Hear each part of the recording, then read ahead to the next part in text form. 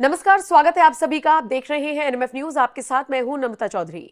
बंगाल में इस वक्त डॉक्टर्स हड़ताल पर हैं और जिस तरीके से एक महिला डॉक्टर के साथ विभत्स कृत्य हुआ, उसकी चर्चा सिर्फ बंगाल में नहीं हो रही बल्कि पूरे देश में हो रही है और सख्त से सख्त एक्शन की मांग तो हो ही रही है। साथ ही साथ भविष्य में कभी भी इस तरह की घटना ना हो, इस पर लगाम लगे, उसको लेकर कोई मिसाल पेश हो, ममता बनर्जी की सरकार कोई एक्शन ले, इसको लेकर भी लगातार मांग उठ रही है। लेकिन इन सब के बीच एक बड़ी खबर आपको बताते हैं, कैसे इस पूरे मामले में ममता बनर्जी खुद ही फंसती हुई नजर आ रही है, कैसे अपने नेताओं ने ही उन्हें टारगेट करना शुरू कर दिया है। टीएमसी के एक सांसद हैं, राज्यसभा सांसद, जिनका नाम मैं आपको बता दूं, सुखेंदु शेखर रे।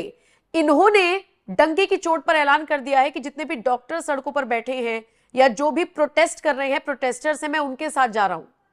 और इन सांसद ने साफ तौर पर कह दिया कि मेरी भी बेटियां हैं, मेरी भी छोटी छोटी पोतियां हैं। अगर मैं आज इनके हक के लिए खड़ा नहीं हुआ तो ये महिलाओं के साथ क्रूरता होगी। तो पहली खबर तो पंकज जी ये कि टीएमसी के सांसद, चलिए, सही को सही और गलत को गलत कहना जानते थे, बोलना भी सीख गए हैं। और दूसरी बात ये कि ममता बनर्जी के लिए थोड़ी सी मुश्किल अब होने वाली है, क्योंकि इस पूरे मुद्दे पर राजनीति हो रही है। मैं चाहूंगी आप एक एक करके समझा दें कैसे मुश्किलें बढ़ेंगी इस सांसद के सड़क पर बैठने से ममता बनर्जी के लिए।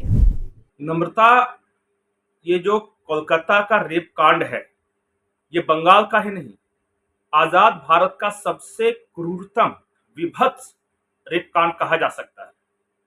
मैं सुन रहा था, वो बच्ची के जो पड़ोसी हैं वो बता रहे थे, मतलब जिस स्ट्रेचर पे बच्ची की डेड बॉडी मिली है, उसका पैर स्ट्रेचर के एक तरफ एक पैर, दूसरी तरफ दूसरा पैर। ये तब होता है जब पेल्विक बोन तोड़ दिया गया हो। बताया जा रहा है कि उसकी आंखें नोच ली गई, चेस्ट पे पता नहीं कितने प्रहार किए गए हैं कि वो सारे बोन्स टूटे हुए दिखे।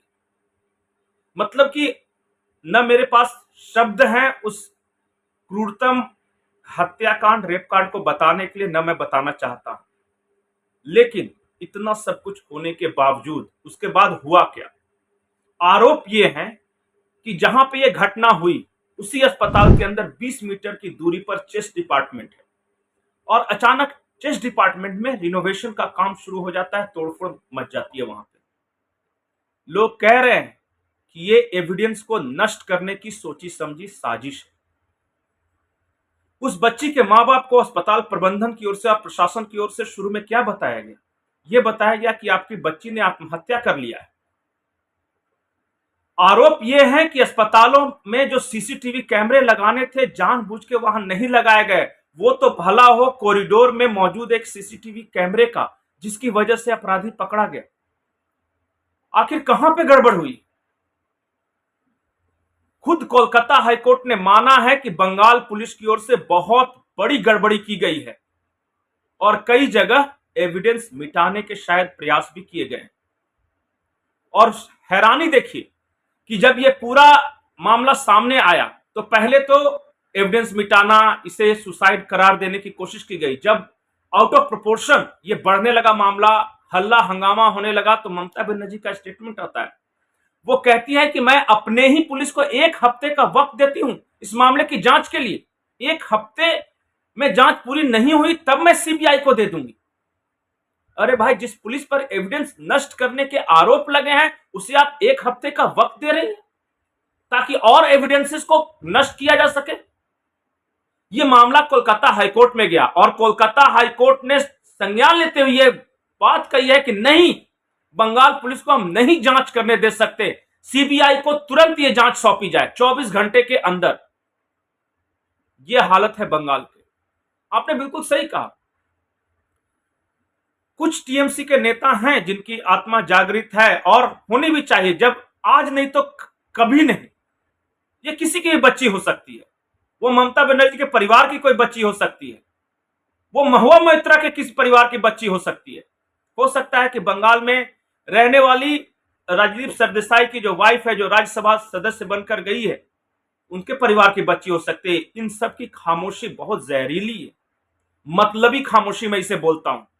मेरा काम बन रहा है, स्वार्थ में इतने अंधे हैं कि किसी बच्ची के साथ इतना बुरा हुआ और ये आवाज नहीं उठा पा रहे क्योंकि इनका पॉलिटिकल करियर कहीं डैमेज ना हो। सोचिए किस तरह के ये लोग हैं। और मैं फिर बोल रहा हूं, कि ये आजाद भारत का सबसे क्रूरतम रेप कांड है। ये rarest of the rare case में आना चाहिए और हत्यारे को फांसी होनी चाहिए और हर बच्ची को जीने का अधिकार है। आमतौर पे कोलकाता महिलाओं के लिए सेफ सिटी है, लेकिन आज भी दरिंदे घूम रहे हैं वहां पे। और ये केस एक मिसाल होनी चाहिए कि आइंदा कोई दरिंदा कभी किसी की बेटी के साथ, किसी की बच्ची के साथ ऐसा नहीं कर सके। टीएमसी के अंदर भी इस बात को लेकर बगावत है, दो फाड़ है। अब तो ममता बनर्जी भी कह रही है कि बिल्कुल एकदम सख्त सजा देंगे, लेकिन शुरुआत में जिस तरह उनकी पुलिस के जो कर्म थे, और मैं इसे कुकर्म कहूंगा, वो माफी के लायक नहीं।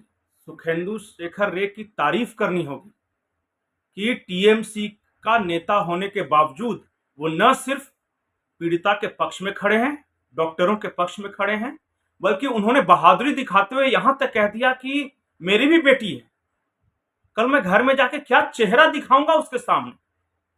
ठीक है, पॉलिटिकल करियर अपनी जगह है और बहुत सारे लोग तरह तरह के समझौते भी करते हैं, लेकिन हर मामले पे समझौता नहीं हो सकता। ऐसा नहीं कि कल को कोई मेरी बेटी बहू के साथ कुछ छेड़खानी कर रहा है तो मैं पॉलिटिकली करेक्ट होने की कोशिश करूंगा। कल को कोई मेरे घर की बहू बेटी के साथ कुछ गलत कर रहा है तो मैं इस वजह से चुप रहूंगा कि मेरा पॉलिटिकल करियर है। और मैं फिर से, बहुत सारे टीएमसी के लोग हैं जो अच्छे हैं और मैं उनसे अपील करूंगा कि देखिए, राजनीति अपनी जगह होती रहेगी, लेकिन इस मामले पे राजनीति नहीं। कुछ ऐसी चीजें होती है जिन्हें डिफेंड नहीं किया जा सकता और उन मामलों पर कम से कम सच का साथ देना चाहिए।